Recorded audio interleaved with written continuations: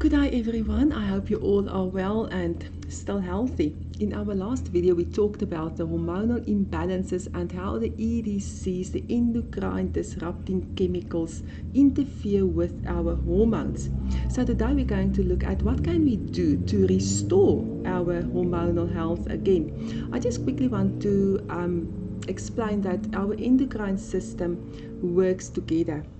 If one of our endocrine glands are out of balance, it interferes with the whole endocrine system. For instance, if our thyroid gland is out of balance, it can affect the brain, the pituitary gland, and that can lead to forgetfulness and PMS. If our adrenals are not functioning 100%, it can interfere with our estrogen and progesterone. So it's really important to balance our whole endocrine system. And so let's first have a look at the EDCs, what we can do to avoid the endocrine disrupting chemicals. I think that's the first point where we need to start with. Okay, the first one is plastic. A big one. We are surrounded by plastic and it is impossible to get rid of all the plastic, but there are some ways we can reduce our exposure. Instead of using plastic, rather use stainless steel or glass containers. Just never put your plastic in the microwave. That is dangerous. Don't do that. The next one is toys. Rather buy wood toys or blocks for your kids and buy the cotton doll instead of the plastic doll for your little girl. Another one is canned foods. Try to stay away from that. It is lined with PBAs, not good for us. Then pesticides, they spray on the vegetables and the fruit. Let's try to make our own gardens, like spinach. It's easy to grow and it grows fast, and yeah. And then our cookware. EDCs can hide in the non-stick pans and pots. So rather cook with stainless steel, but just never ever use aluminium. Aluminium is linked to Alzheimer's, so stay away from that.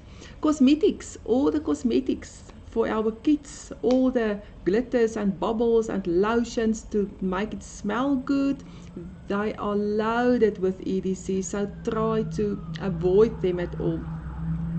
Sunscreens is another big one. Try to get sunscreen without all the chemicals, and try to get a natural one. Also, just for a side note, if you have enough minerals and vitamins, you will not so easily get sunburn.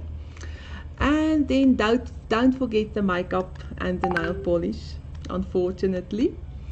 And then I think it's time for us to speak out. I think it's time let the companies know how we feel about it, and that these things do not belong in our homes and in our systems, in our food. Okay, then let's talk about fiber. It's important to have enough fiber in your diet because our colon gets rid of the excess estrogen in our bodies, and if our colon is not functioning well, we will reabsorb these chemicals again, and that's not what we want. We want them to get out of our body. So yes, make sure you get enough fiber in. And then the other important thing is your liver. Your liver also helps to get rid of extra estrogen and all these chemicals, EDCs. So yes, be kind to your liver. We will talk later on about the liver and how to be kind to your liver. For those of you who want to use a supplement, wild yam root have been used for ages to balance hormones. It contains a chemical that your body uses to balance your hormones. It is helpful in PMS, menopause, hot flushes. It is the best to use it together with the gut health, because the gut health contains fiber that will help to get rid of the weight, and it actually has a bit of a detox effect as well.